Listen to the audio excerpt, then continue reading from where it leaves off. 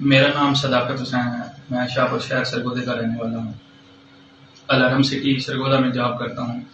میں پچھلے 5-7 سال سے ٹویٹر اکاؤنٹ چلا رہا ہوں، جس کی وجہ سے ہماری تحصیل شاہپور کی ایک سیاسی شخصیت جس کا نام شہزاد مکن ہے نے رابطہ کیا اور انہوں نے مجھے اپنا پرسنل اکاؤنٹ چلانے کے لیے 5,000 روپے ماہوار کی آفر کی، لیکن میں نے ریجیکٹ کر دی. بعد ازاں اس نے میرا تحصیل شاہپور کے لیے ڈپٹی کنوینر سوشل میڈیا کا نوٹیفیکیشن کروا دیا، جس کی وجہ سے مجھے مختلف واٹس ایپ گروپ میں ایڈ کر دیا گیا. ان واٹس ایپ گروپ میں اظہر مشامانی ایڈمن تھے اور اس کے علاوہ کچھ اور لوگ شامل تھے.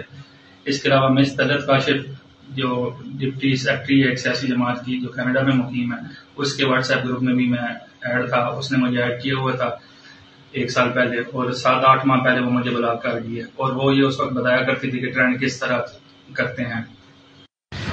اچھا میم، میں نے ایک چیز یہ پوچھنی تھی کہ ابھی کچھ لوگ یہ مجھے میسیجز بھیج رہے ہیں کہ آپ کا اکاؤنٹ جو ہے نا رپورٹ کر رہے ہیں تو بلاک ہو جائے گا، جبکہ مجھے کمنٹس بھی مل رہے ہیں، ری ٹویٹ بھی مل رہے ہیں، تو کیا یہ بلاک ہو سکتا ہے؟ اور دوسری بات یہ ہے کہ میرے 4 اکاؤنٹس اور میں نے ویریفیکیشن کے لیے اپلائی کیا، مجھے امید ہے کہ وہ بھی ویریفائی ہو جائیں گے، جبکہ وہ فیک ہی ہیں. اور میں نے آپ کو پہلے بتایا ہوا ہے کہ میں نے کئی ناموں سے بنائے ہوئے ہیں.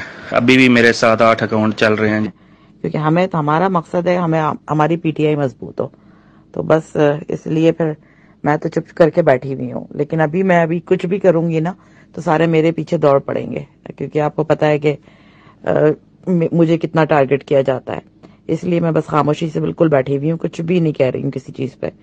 تو اب آپ یہ کہ بس مجھے طریقہ بتاؤ اور خاموش رہو، آپ بھی کسی کو رپلائی نہ کرو.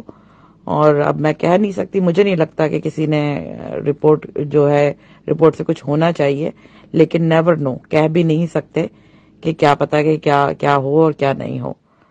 اس کے بعد میرے پاس اپنے چھوٹے بھائی جس کا نام محمد اصغر ہے، اس کے نام سے میں نے میجر جنرل ریٹائرڈ اصغر کا اکاؤنٹ بنا دیا.